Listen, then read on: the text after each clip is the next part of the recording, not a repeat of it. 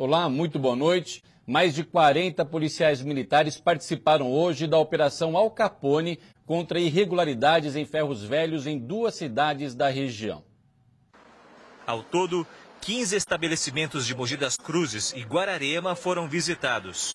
Foi uma operação desencadeada pelo Detran, o Departamento de Trânsito Nacional na nossa região, juntamente com a Polícia Militar, com a Polícia Ambiental, com o Bombeiro, com outros órgãos, com a Prefeitura Municipal de Mogi das Cruzes, Prefeitura Municipal de Guararema, CETESB, Vigilância Sanitária, Fiscalização de Posturas, com o intuito de fiscalizar estabelecimentos irregulares, desmanches na região. Nesse estabelecimento na Vila Brasileira, os policiais e agentes do Detran fizeram uma vistoria minuciosa em todas as peças de veículos no pátio. Nenhuma irregularidade foi encontrada. Nesse outro estabelecimento foi encontrado um problema com um veículo que estava sendo desmontado. O proprietário estava retificando o motor veicular sem autorização do Detran. Nós tentamos falar com os responsáveis pelo local, que preferiram não gravar entrevista, mas disseram que aprovam a operação. De acordo com o balanço da Polícia Militar, dos 15 estabelecimentos visitados em Mogi das Cruzes e Guararema, 2 foram fechados pelo Detran por irregularidades encontradas em algumas peças de veículos e outros 5 foram fechados pela Prefeitura de Mogi das Cruzes por falta de alvará.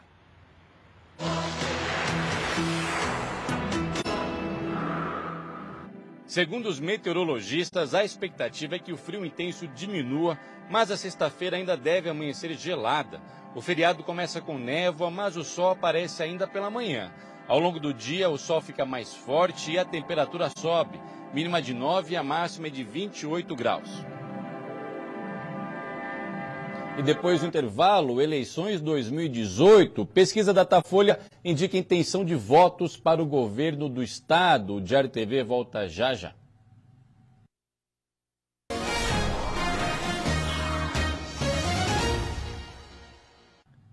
Eleições 2018, vamos ver agora como foi a agenda dos candidatos nesta quinta-feira. Márcio França, candidato do PSB, visitou uma obra da Sabesp no bairro da Casa Verde. Candidato à reeleição, o governador Márcio França vistoriou a obra, ouviu explicações de engenheiros sobre a nova tubulação de esgoto e conversou com crianças que faziam uma excursão no canteiro.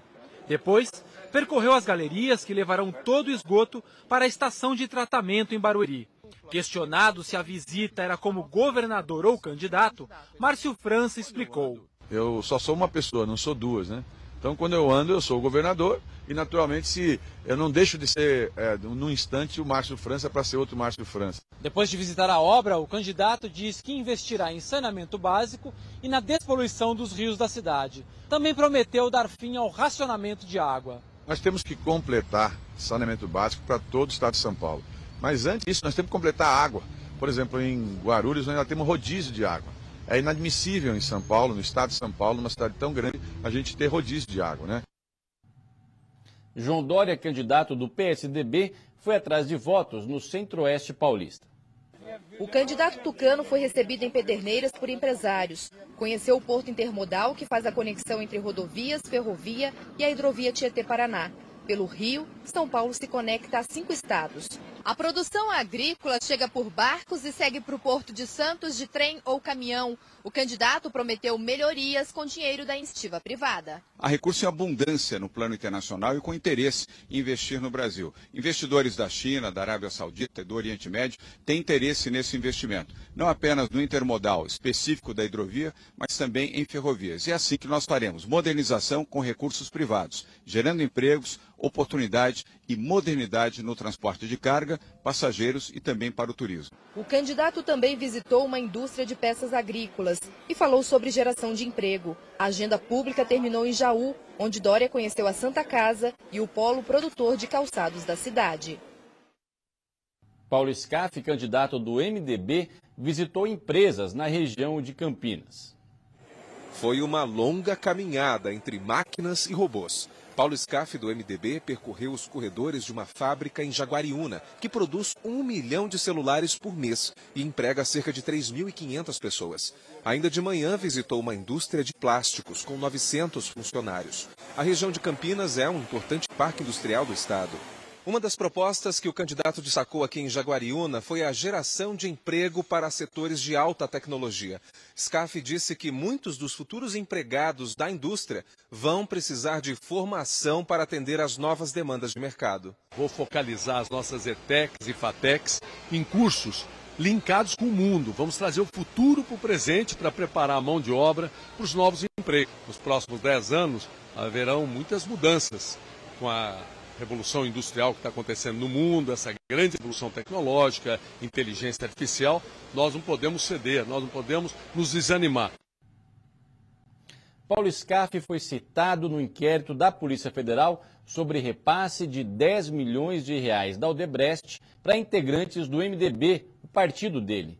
A investigação encontrou indícios de que a campanha de Scaff em 2014 recebeu dinheiro de Caixa 2. O inquérito foi encaminhado hoje ao Supremo Tribunal Federal. A PF investigou se políticos do MDB solicitaram 10 milhões de reais a executivos da Odebrecht durante um jantar no Palácio do Jaburu, em Brasília. E concluiu que, desse total, 5 milhões foram repassados para a primeira campanha de Paulo Scaff ao governo de São Paulo por meio de Caixa 2. Marcelo Odebrecht, um dos delatores, contou que recebeu pedido de apoio a Paulo Scaff no valor de 6 milhões. E que avisou ao próprio Scaff que a quantia era muito alta e que precisava de autorização para extrair os 6 milhões do total de 10 que já estavam sendo negociados com o partido. Outro delator, Fernando Migliaccio, disse que Paulo Scaff tinha o codinome de Tabule ou Kibe no departamento de propina da Odebrecht. O dinheiro teria sido repassado entre agosto e outubro de 2014. Paulo Scaff afirmou que todas as doações recebidas em 2014 foram legais e devidamente registradas no TSE. A defesa do presidente Temer disse que a conclusão do inquérito é um atentado contra a lógica e a cronologia dos fatos e que a investigação é perseguição ao presidente. O ministro Moreira Franco disse que não participou da reunião no Jaburu e que nada pediu a Odebrecht ou a outra empresa. A defesa do ministro Eliseu Padilha não quis comentar o assunto. O Datafolha divulgou hoje uma nova pesquisa de intenção de voto para o governo do estado. A pesquisa foi contratada pela TV Globo e pelo jornal Folha de São Paulo. A margem de erro é de 2 pontos percentuais e o nível de confiança é de 95%. Significa que, considerando a margem de erro, a chance do resultado retratar a realidade é de 95%. Vamos aos números. João Dória, do PSDB, tinha 25% na primeira pesquisa e manteve o mesmo número agora. Com a margem de erro, tem entre 23% e 27%. Paulo Scaff, do MDB, aparecia com 20%, agora tem 23%. Com a margem de erro, entre 21% e 25%, e está tecnicamente empatado com Dória. Márcio França, do PSB, somava 4%, agora 8%, de 6% a 10% com a margem de erro. Luiz Marinho, do PT, tinha 4%, agora tem 5%, com a margem de 3% a 7%, e está tecnicamente empatado com França. Professora Lisete, do PSOL, e Major Costa Silva, da Democracia Cristã, tinham 2% e mantiveram entre 0% e 4% com a margem de erro. Toninho Ferreira, do PSTU, Marcelo Cândido, do PDT, professor Cláudio Fernando, do PMN, Rodrigo Tavares, PRTB, e Rogério Schecker, do Novo, estavam empatados com 1% e continuam assim. Com a margem, tem entre 0% e 3%. Brancos e nulos somavam 26% e agora 22%. Não souberam ou não responderam, eram 11%, agora 8%. E o candidato Edson Dorta, do PCO, não pontuou. O Datafolha também perguntou aos eleitores em quem eles não votariam. João Dória, do